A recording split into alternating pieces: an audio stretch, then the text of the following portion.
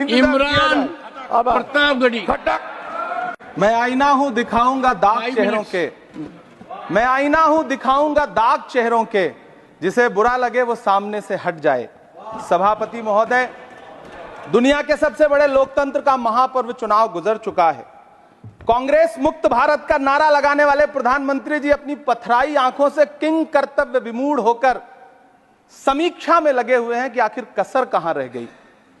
सभापति महोदय, सारे प्रहसन किए गए, भाषाई मर्यादा को तार तार किया गया, एक पूरी कौम को घुसपैठिया पुकारा गया, मछली मंगल सूत्र भैंस से होते हुए मुजरा जैसे शब्दों से भाषणों को सजाया गया, चुने हुए मुख्यमंत्रियों को जेल भेजा गया, महाराष्ट्र में राजनीतिक दलों को तोड़ा गया, उनके सिंबल छीने गए, चाहे वो शिवसेना हो चाहे वो एनसीपी हो, विपक्ष के सबसे बड़े दल के बैंक अकाउंट को फ्रीज किया गया। उसके बाद मोदी सरकार चुनाव लड़ने के लिए जनता के दरबार में गई, लेकिन वाहरी जनता ने दिखा दिया कि दर्द की हद से गुजारे तो सभी जाएंगे, दर्द की हद से गुजारे तो सभी जाएंगे, तैरे या डूबे किनारे तो सभी जाएंगे, कोई कितनी भी बुलंदी पे चला जाए मगर आसमानों से उतारे तो सभी जाएंगे। जनता ने दिखा दिया इस देश की। मैं महामहिम राष्ट्रपति महोदया के भाषण पर चर्चा करने के लिए, अभिभाषण पर चर्चा करने के लिए यहां खड़ा हुआ। सरकारी भाषण की मजबूरियां होती हैं, सरकार की तारीफ करनी पड़ती है, लेकिन जिस एक शब्द के इर्द गिर्द पूरा भाषण बुना गया था वो था अमृतकाल। सभापति महोदय, छात्र नौकरी मांगने पर लाठियां खा रहे हैं, 2 जून की रोटी मुहाल है, पेपर लीक ने लाखों छात्रों का भविष्य चौपट कर दिया है और देश को बताया जा रहा है कि अमृतकाल आया है। कभी कभी मेरा मन करता है कि मणिपुर में निर्वस्त्र करके घुमाई गई बेटियों से पूछूं कि अमृतकाल आया है या नहीं आया है। कभी कभी मेरा मन करता है सभापति महोदय कि देश के लिए ओलंपिक लाने वाली बेटियां जो इसी जंतर मंतर पर घसीटी गई, उनसे पूछूं कि अमृतकाल आया है कि नहीं आया है।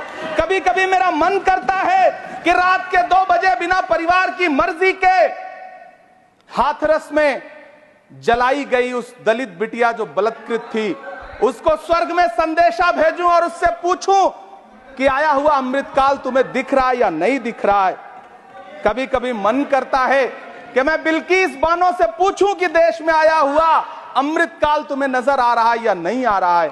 सभापति महोदय, कभी कभी मन करता है कि भीड़ के जरिए लिंच करके मारे गए पहलू खान की 85 साल की दोनों आंखों की अंधी मां से पूछूं कि देश में आया अमृतकाल तुम्हें दिख रहा है या नहीं दिख रहा है। कभी कभी मन करता है कि ईद के कपड़े खरीद कर लौट रहे 17 साल के हाफिज जुनैद से पूछूं, जिसे बल्लभगढ़ में ट्रेन में लिंच करके मार दिया गया, कि अमृतकाल आया है या नहीं आया है। कभी कभी मन करता है नजीब की मां से पूछूं, कभी कभी मन करता है कि तबरेज अंसारी की विधवा से पूछूं, कभी कभी मन करता है कि सहारनपुर के उन 3 बच्चों से पूछूं जिन्हें छत्तीसगढ़ में लिंच करके मार दिया गया।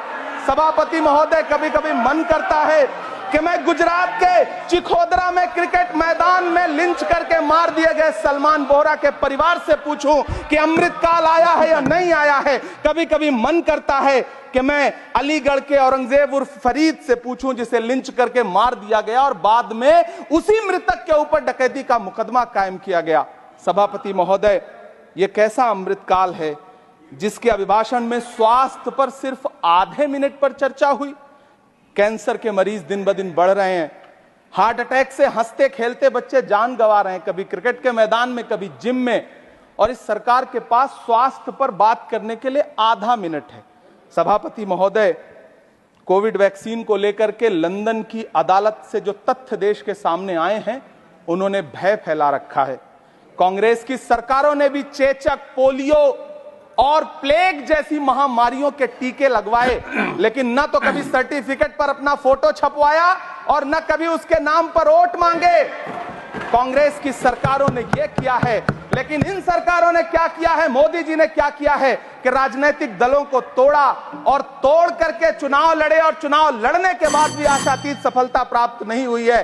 सभापति महोदय, अंतिम 1 मिनट आपसे लूंगा, मुझसे बहुत सारे। आधा minute please. 1 minute sir. You have made a speech, you know what you have added. अंत में सभापति महोदय, मैं अंत में यही कहना चाहता हूं कि चुनाव आप यहाँ समाप्त बैठ हो जाइए। चुके हैं, सरकार बन चुकी है, करते हैं। लेकिन मुझे इस देश के प्रधानमंत्री जी से यह कहना है कि आप नारे लगाते थे सबका साथ सबका विकास, चुनाव के बाद अंतिम बात सर की ये झूठी सच्ची